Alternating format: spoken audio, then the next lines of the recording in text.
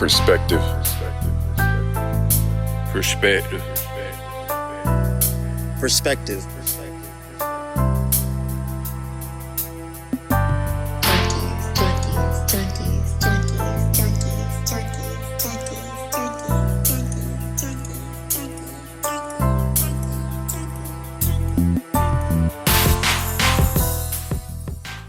Welcome, beautiful people. This is your host, Vontae Swank, and you are now experiencing the Perspective Junkies podcast. Junkies. Last week, we discussed the riots and all the different political actions that are being taken in order to fight for the black lives being lost. As one of your hosts, we send out our condolences to all those who have lost loved ones due to police brutality and even COVID, because that's a fight that we're all fighting as well. This week, we decided to continue that topic, but we wanted to touch on it from a different angle. So we're discussing the NBA's actions and what they're doing to fight for this movement. As usual, please like, subscribe, rate, comment, all that good jazz. But most importantly, enjoy. Welcome. This is Perspective Junkies. And we got your host here, the original Vontae Swank. Original, okay. KB knows most. And you were tapped in with C Swank, aka Captain Controversy. Today, we got to talk about a lot going on with the NBA. But just for starters, I want to get into the mind and really think on what are they thinking about right now, and in their struggles and in their lows and highs. So we have a D5 athlete of our own. Give us a little insight on that. Man, I know you got to talk about your boy PG. PG-13. I have never. People have been saying LeBron, but I have never seen an athlete go out as bad. They've been harassing my guy every chance they get. Dame could. If Dame's son hit a jump shot right now, they'd be like, Paul, what you doing though? Step up. What you step up? What you doing? They've been killing him. You've been taking some hits from it too. A lot of hits. I got to stand by my guy. He made me proud before this shutdown, but he made me proud. A little 35. We needed that.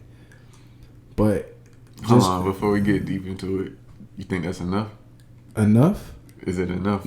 I think it was a wonderful start. Okay. But, the timing of what's going on right now, leaving a big asterisk on this season, big question mark on what was to come. Was Dame gonna get 4-1? Yes. Yeah, of course. He was out of it. Was Paul George maybe gonna score 30 for the rest of the postseason? We don't know. We'll leave it at that. But it's fine. It's for a good reason. I'm comfortable with that. Okay. So what do you feel like was going through his head in that low? And give us some insight on what you. Man, I could only imagine just the depression that comes with sports. If you devote your whole life to something and that one thing still isn't going right, to wake up in the morning, put up shots, and then game time you don't hit none, and then on top of it you're a franchise guy, you getting over $100 million. They're on your head. They expect the utmost greatness out of you. They expect you to never miss that, never have a slump like this. Paul George has his own shoes. Everything we say to him, he knows it.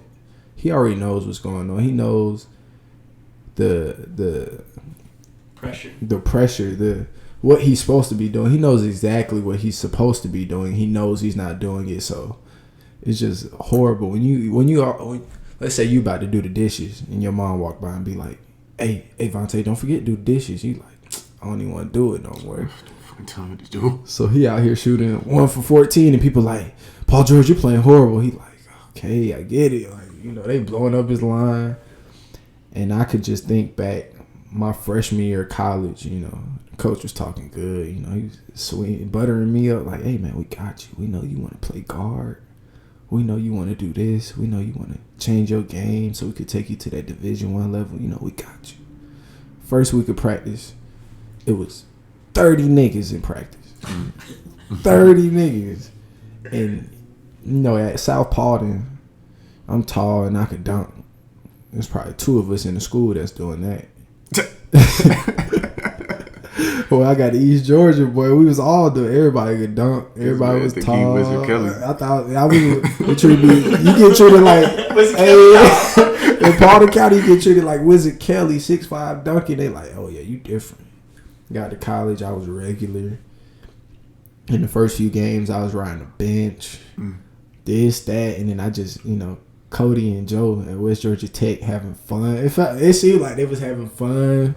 They down the street from the it was just living life, getting playing time. I was seeing them in like the little preseason games, JUCO Jamborees. I'm seeing Joe putting in work. I'm like, wow. Why am I here? Like, what am I doing? I'm at JUCO Jamboree sitting the bench for preseason. If you ride the bench for preseason, that's like... It's a good sign of how this season's like. Yeah, I'm like, we don't even need to get you on. Like, yeah, you're going to be fine. Mid-season, I remember at nights, I had my little crew, my little friend group at East Georgia, and the boys like, hey, bro, what you trying to get on after practice? I'm like, looking at them, like, nigga, I'm on third team. I want to get in bed. I was sad for like the first 2 months of college, and I was calling my mom almost every night, like, hey, can I please transfer to West Georgia Tech with Joe and Cody? Can I please? She was like, Kenzie, no. You're not doing that. She wouldn't let me go. And what was her reasoning for that?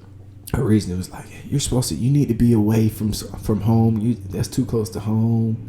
You need to get away from your friends. Just get the real college experience. But lame. Yeah. To some degree, he has like a whole different web network of people that he can tap into, and it would have just been more Joe. She forced it out of me. I feel like it was a good decision because later on, things got better day by day. A lot of things had to happen, but things got better, and I'm glad I thugged it out. I stayed the course, and I feel like that's where Paul George was headed until unfortunate situations occurred. But it's a lot of things that weigh heavy on athletes. I used to hate when the smart girls in every class like, you football player, you basketball players, get it however you want, you do whatever you want, get away with everything. I'm like, I guess, like, this ain't Duke, this ain't Kentucky, this is I really gotta go to class. Coach gonna bench. You gotta earn that. Like, hey, you could drop 30, but if the lady fail you at your class, you're not playing next game. It's no true special treatment until you hit that blue collar program, maybe. Folks out there getting paid. We not getting paid. So it was a lot of pressure. You still got to make good grades. You still got to go do everything just like a starter would do. Because if you go flunk off the team, you getting kicked off the team. It don't matter if you wasn't getting no playing time or not. You getting kicked off even if you was a starter. So that pressure that athletes have to carry outside of blue collar, high class programs is even heavier. Because it's tough. He's getting choking up right now. Getting choked up. Yeah.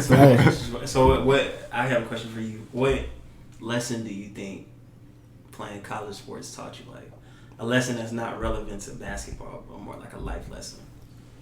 It's just being disciplined. It's being held to a higher standard. Just being on and off the court. Because any and every time, they're ready to throw something in your face. Like, hey, you play basketball. You supposed to be doing this. You supposed to be doing that. And you're looking at the next person and seeing how they not being held to the same accountability that you are. And I just carry that with me everywhere I go now, like with work.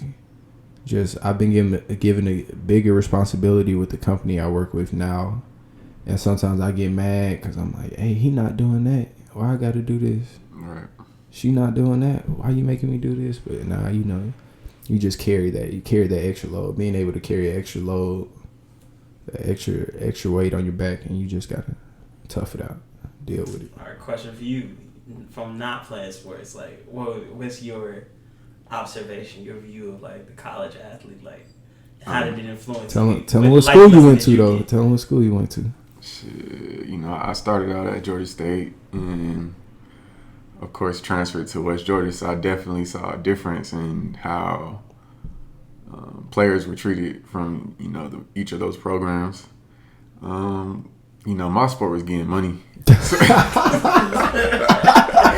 So, ever since I was 16, that's what I've been doing. But no, for real. I always kind of looked at it like, I guess I had, incorrect scope sometimes of like, yeah, y'all got it easy. But definitely having a little insight to Kane's experience and constantly being on the road, I can see that. It's different. Kane might have it easy though. It's like easy in what we're doing, but a different level of something that we don't even know about. So yeah, that's what I'm thinking. But Kenzie, so how do you think you would have like survived in a program that was like being heavily viewed and your performance will be on Twitter if it ain't great? Like, how you think you would have held up if you really had that type of kickback coming from it? Like, being a part of a high major program, I know I would have been sad. I would have been ignoring y'all. There would have been no Kenzie in the group chat. Let me go. Like, let me be the star player and I go score 5 points. I wouldn't even touch Twitter. I wouldn't touch my phone. It's some dude.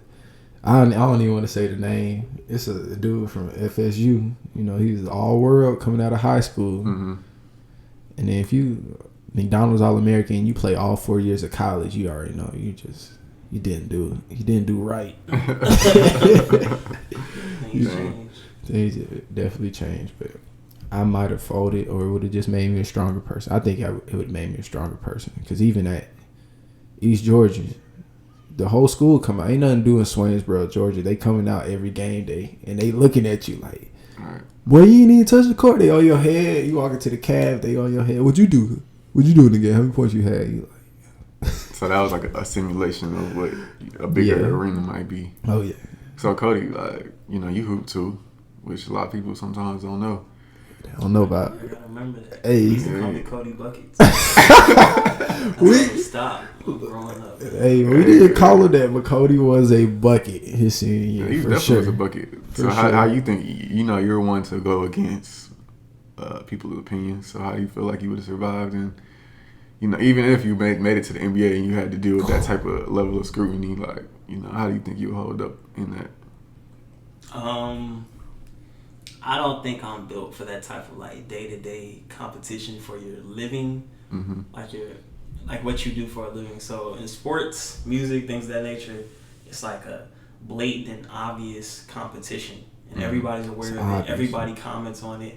Constant comparisons. And you have to compete to make a living, like you say. Like that in and of itself, I think increases the competitiveness within the job and makes me respect people so much more, because any active plays, like I even know like my little mini clutch performances, like it takes a lot to get yourself in that mindset. So when people even with Paul George, the way people talk is funny to me, because like I can only crack so many jokes before I humble myself. I'm like, yo, this is Paul George. Hey, right. I wouldn't say too much that I wouldn't feel comfortable joking around. Like if we was friends, like if I could say like, dang, Paul, you ain't, come on. But I'm not gonna be like trash, garbage, get him out of there. I'm like, they were wild. These are people who, like the 14th dude on the bench is lighting up most people's open gym. Like he's unstoppable. His team doesn't no get effort.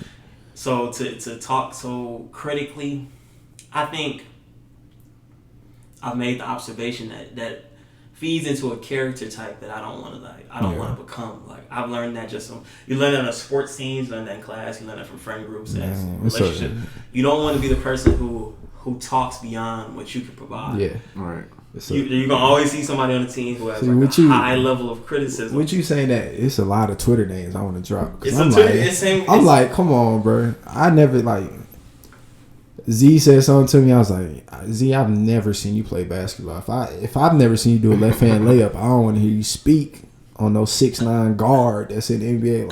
Like, I mean, not in Z in particular, but I think it also speaks to people not knowing themselves. Like they could be that 14th person on the bench, but they like, he just ain't giving my shot, but I'm really fine. Like, they don't really have an accurate yeah. If I was out there, I'd be getting the buckets if it was me. Right. A low level of self-awareness, like that is crazy, because you see people to talk about Paul George's performance, or talk about pretty much any NBA professional, you have to really take into account the person and player you were, whatever your little brief career was. I'm saying in a packed out open gym, where it's 5 people got next. It's high level of criticism and high level like pass. Come on, bro. Hey, dudes is folding. When it's game point, there's a lot of people who, even with the hot hand, do not want to take it. Like, they don't want the pressure of people being like, what the hell, bro? We and people really be like looking at you and they'll make a scene like, what the hell, bro? This dude shooting too much. And there's people who so scared of that, but they think that they would just go into an NBA game and score 8. I'm like, I think you would struggle at intramural, like a men's intramural league. If there's a large amount of attractive women, you're folded. If there's a large amount of intimidating men, you're folded. It's a lot of dudes talking crazy that I don't like. WNBA, what you think you're gonna do there? They gonna cook you. They gonna put you in a blender. It's over with. There's dudes that I don't think.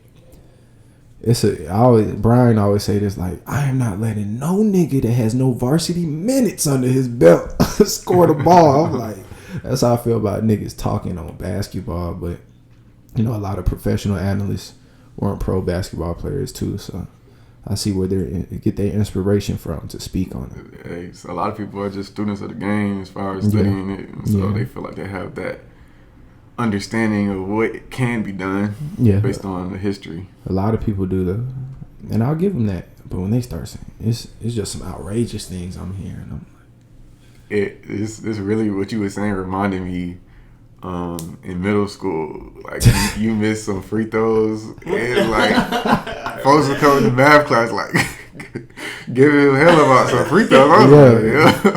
I don't even want that pressure for they held that for it's pressure, man. It's just funny when the white dudes would come.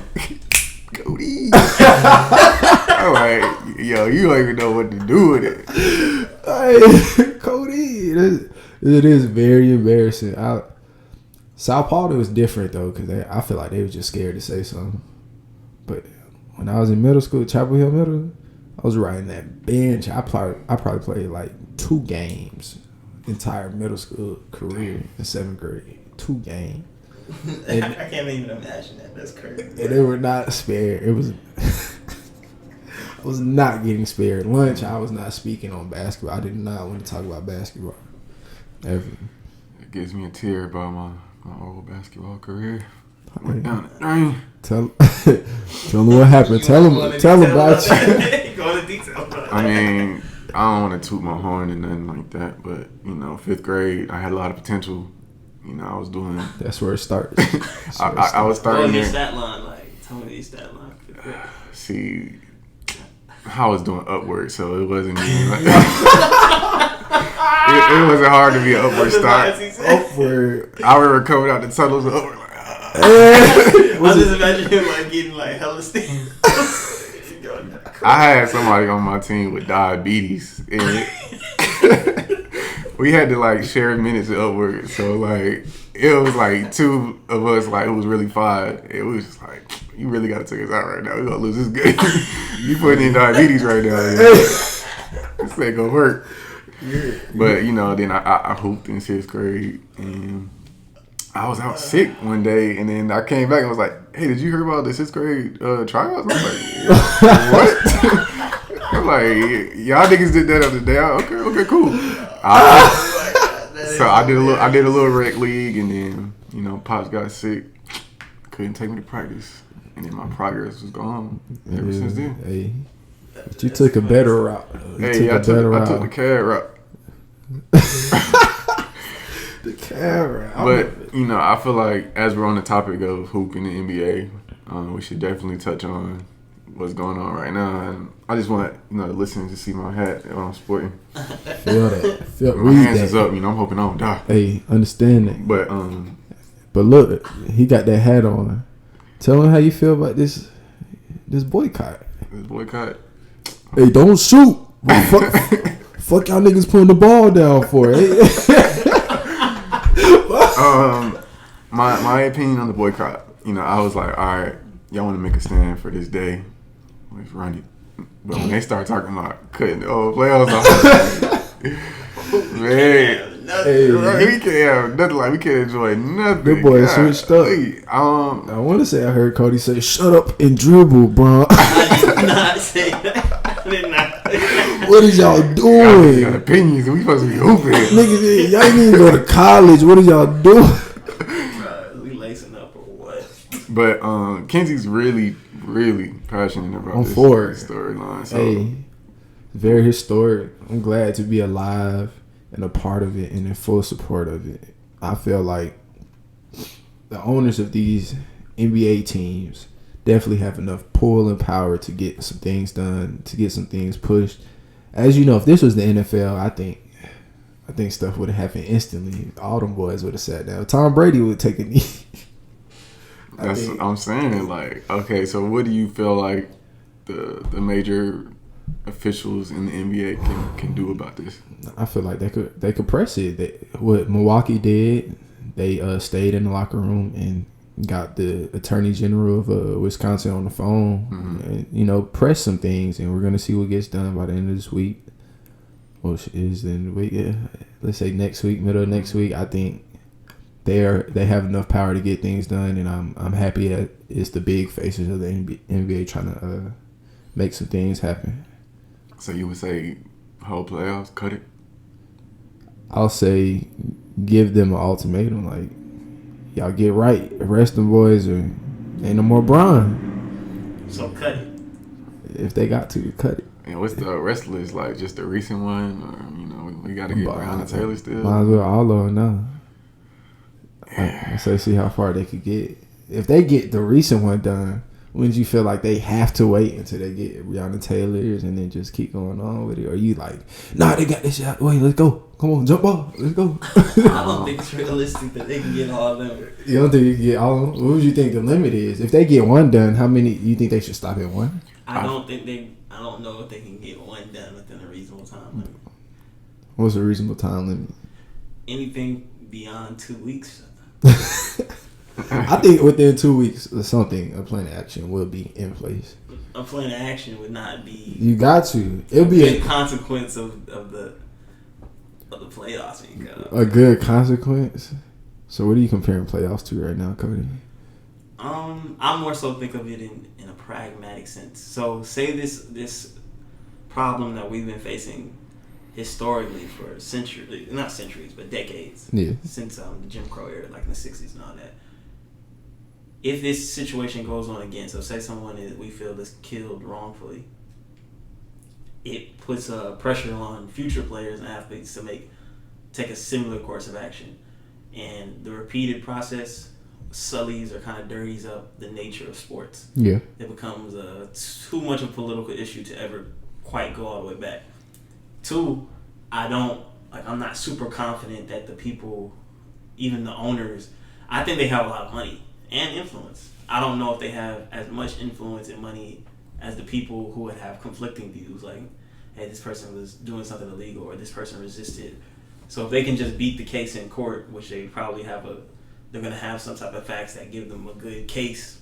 It's like you stop the league, you got everybody behind, and now it's a historical, like, damn, disappointment gasp because you put pressure on the decision that I feel like you truly could not influence. It would, now if I'm trying to think of someone who I guess they could sacrifice more, like of a political figure sacrifice some type of money or some type of opportunity to make a case. It would be fitting because of their sports. Once it gets to this point, like, what is the precedent for what an athlete should do if they face a racial situation? So if there's something going on with immigration, does Hispanic and Latino and Asian and all those type of ethnicities that are dealing with those issues, they stop playing their favorite sports? You know what I'm saying? Like, what is the long-term benefits or long-term effects of the decision? That's what I think of. I don't just think of it as So what if the NBA spreads to every sport and they get every sport to stop?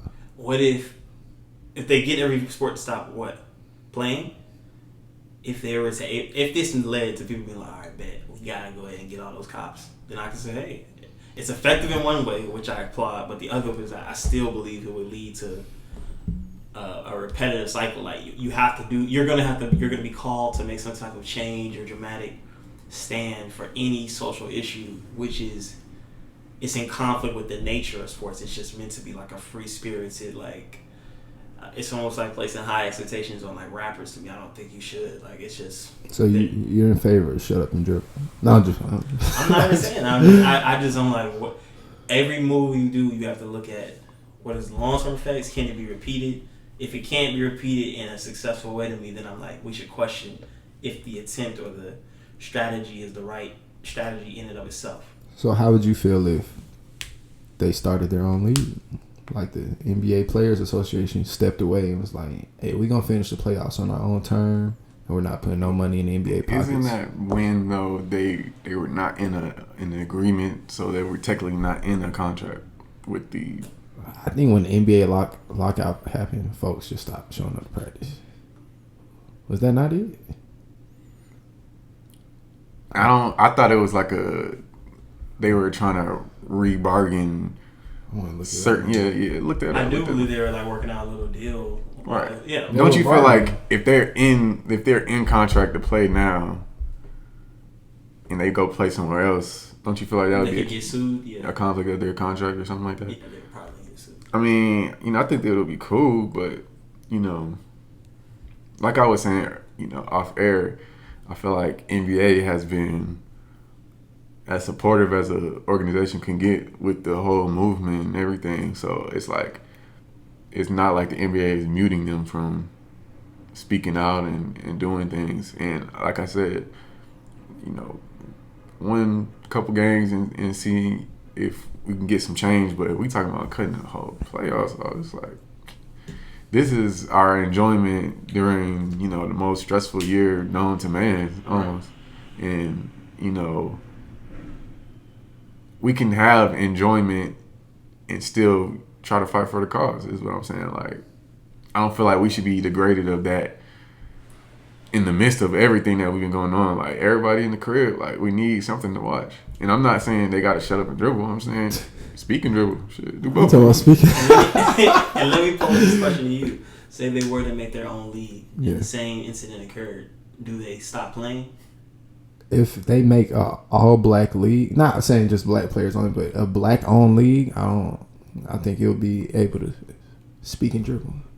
What would be? I feel like you should. Why would they not desire to stop playing for the issue at that point? Like, what would change? What do you believe justifies them not? I'm saying them taking the money out the NBA pockets because it's probably the head of the NBA is white, is it not? So if you take money out the white man pockets and like just hit them where it hurts. When you stop somebody from making money, they're gonna get mad. They're gonna get serious. They're gonna find a way to either fix the issue or it can go negatively. It could go, it could go south. So my question to you is also, do you think the NBA was putting up a facade of like they were just being loud about it but not really doing anything? For sure. That's what you think was going on?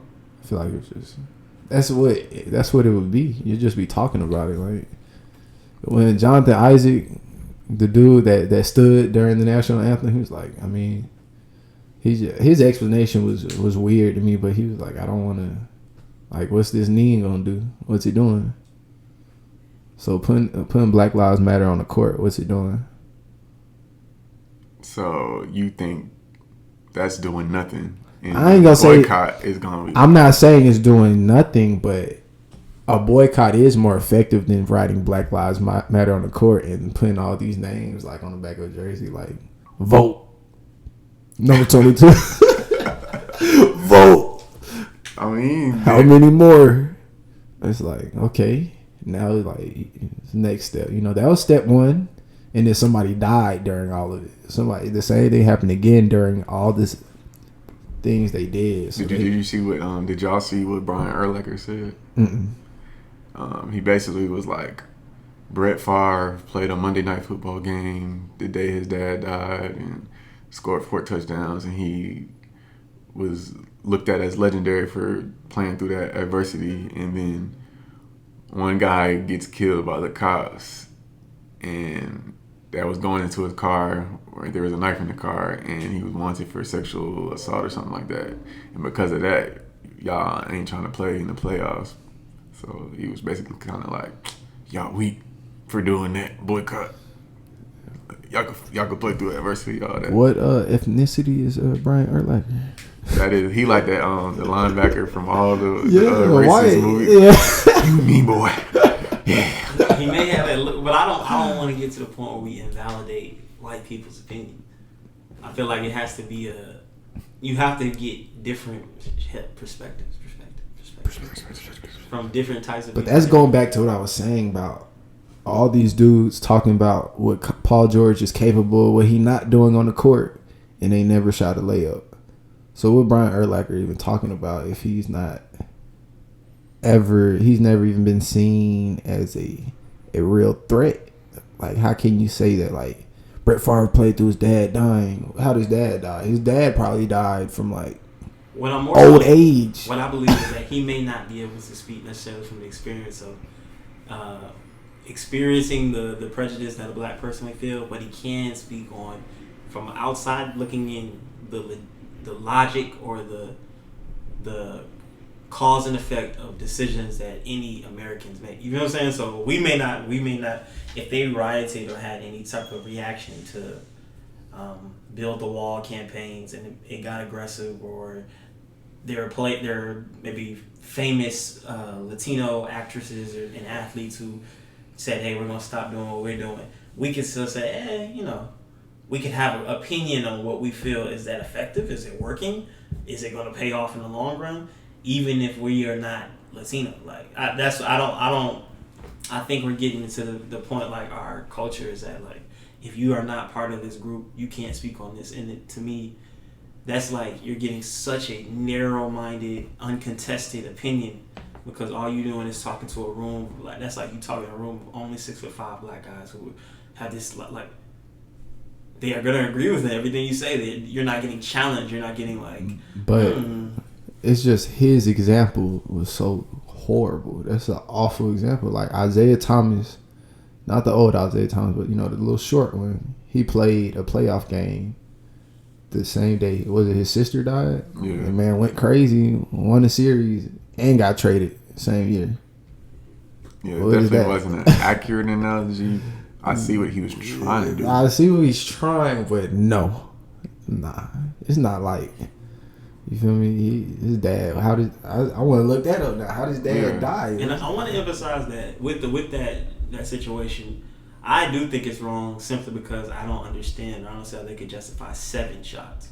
It's like an excessive use of force. Yeah, point blank. I don't know why it's so hard for people to get the knee shot. Maybe a foot or a calf. His dad died from a heart attack. How can you compare that to like 7 shots? Right. I think that's a wrong action. What I'm just saying is, does the response lead to a positive enough occurrence or a positive enough effect that it's like, this was worth it? That's how I'm judging. Not, is there any type of moral justification? I'm like, yeah, there's somewhat like to bring it. Does it bring some attention? It applies a little bit of pressure if this is the right person. To me, it's just like, we're building we're getting to the point where we kind of associate all rich whites with, like, that dude, you can do that. That's like, like thinking like they all cousins. Like, come on, y'all in the same circle. Talk to your boy. I do not know this. Like, all I do is choose football and basketball team owners. I don't know the politicians. Like, the thing is, though, they do know. I think they do. I definitely think they do. I think everybody's plugged in on that level. Yeah, but that's what I was saying, like with the Milwaukee thing, because they're important to their state, then it makes sense. What's in Milwaukee? I'm just saying, like, because that case was particular to that state, that makes a lot of sense. But like, if we do the whole NBA playoffs, it's like certain states don't even have the control. Where did George Floyd die? In Minnesota? Yeah. Timberwolves ain't make the playoffs, baby. Everybody had to they tried. They tried to do something about it, but like I was saying, like, with the individual teams working to do that, I feel like it's more effective. But just the entire playoffs, and really, like, I feel like they're also going to set like a standard of like, we are the heroes that's going to take action on everything, and so that's what you are. That's what I'm saying. And then it's like, what if it's a case that we don't really know about? Like, maybe this is not so unlawful, and then it's like that blurred line, like, oh, y'all not gonna step up for this one? And it's like, y'all set the standard of like being there politically on everything, then it's gonna be hard to reverse that. Like how you were just saying, like, if it's one that's a little bit more questionable, and we still making a ruse out of it. Not to say that this isn't a correct ruse to make. Yeah. I'm just saying that now that we have gotten to a very hypersensitive time, like if we see anything, we could see somebody he actually going for a gun, and it's like y'all still shooting it. Like it's gonna be because we are in a hypersensitive time, and so if we are just cutting off all the playoffs every time there's something going on, it could be like, all right, y'all not gonna step up for this one. Do you guys think we've been hyping up any wrong situations where we're really like, yeah, they had to do that? Have we hyped up any wrong situations? I think that some of the violence towards protesters can be justified if someone's defending their spot.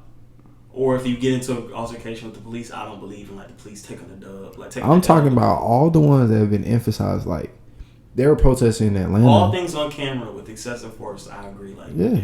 So I think every situation that's been publicized and emphasized to the real world news, I don't think it's ever been one where you like, yeah, bro was wild and I don't know what other option, but no, it's never been that situation. And then something always gets matched. Like I keep seeing the what's the white boy that had the AR-15 shot somebody in the head video and killed somebody? I can't even. They was thanking him and everything. Like him and his they had like a little militia out there trying to protect police, right. And the police were thanking them, like giving them water, like we appreciate y'all out here. Good looks. Thanks. Hey, they was finna wild. They was finna hit me with they sign. I heard about that from conservative podcast. So y'all tell me y'all perspective on that, like. That's very strange because we can't just be like, all right, militias can come out here and start doing anything, because it's obviously when we form a militia for black people, it's always kind of like over militarized and terrified of Black Panthers come out here right now. Yeah, and it gets them tense, but they're like, thank God y'all here. Like that's where it's like, all right, we can obviously see get them niggas in check. Right now, what if we had a militia that was protecting black officers from white protesters, or white and black protesters that are coming to like attack a building or like destroy a building? Which is because this is the grounds on which they stand. Like, hey, we ain't just coming out here with the sticks like just on a Tuesday just ice cream. We came out here to protect people who we believe should protect others who are not being protected by the law. Mm-hmm. So during this time period, we not bringing the smoke, but if you come, you get in this fire. To me, it's like I got cousins and friends who kind of live by the same laws. Like, you have to put it in perspective for what they're going to see. Like, coming from their point of view, like, if someone is coming to, if you found out for any reason that somebody was coming with 100 people through your neighborhood and they might want to break some stuff, you got a daughter and a son at home, like, what you gonna do? Go get a gun? It wouldn't be a crazy action. I still don't want to see the officers out here handing out, hey, good looks. If you was an officer and you just getting everybody like on your head, like, early. Man, y'all suck. We really want to destroy everything y'all about. And then someone's like, yeah, we got y'all. Take that. Take that L. I look at it like we have especially as hosts, like it's our job to get it. I naturally already hear from just my Twitter following and like my upbringing, what I would say is closest to the left side. So I've listened to the sides I think have more opposite views to get a balanced view. And I'm like, they exaggerate, even when I listen to this stuff, they exaggerate the nature of like certain problems. Like, obviously we deal with racist issues and stuff like that. But what their fears are, what their concerns are, which I think are legitimate, is that if you yell or make the problem seem larger or more common than it actually is, then you can plant a seed in everybody's mind that the country's messed up. And once you plant that seed, you give way to like a radical thought, like, hey, we gotta change everything.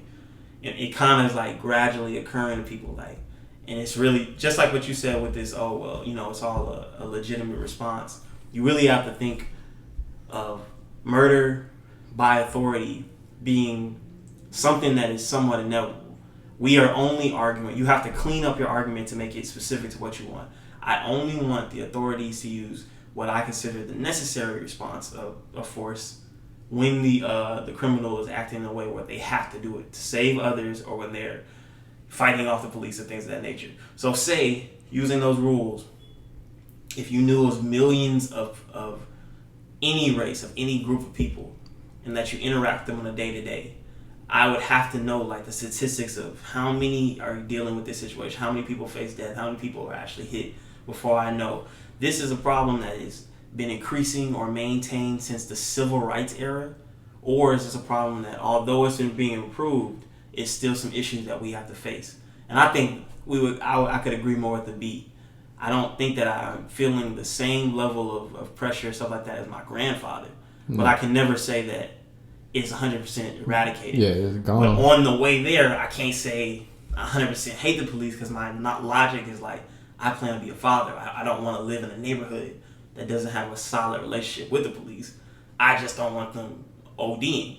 And that's a completely different argument to me than, hey, we going to war, like we about to riot every time something happens, or defund them, or saying straight outright disrespect. I'm like, yeah, I get it. When we was young, we 17. Like, as you get more older and mature, you understand they play a critical role, and their role comes to me first and foremost, even because you have to create law and order before you can even do education, before you can even do mental health, any of that. You have to have a safe environment. So it's just, to me, it's not that I agree wholeheartedly with either side. It's like a median message that I think people need to come to when they're just too nervous to like say, nah, not that, but that. Yeah, that, but not that. It's not just a blatant black or white.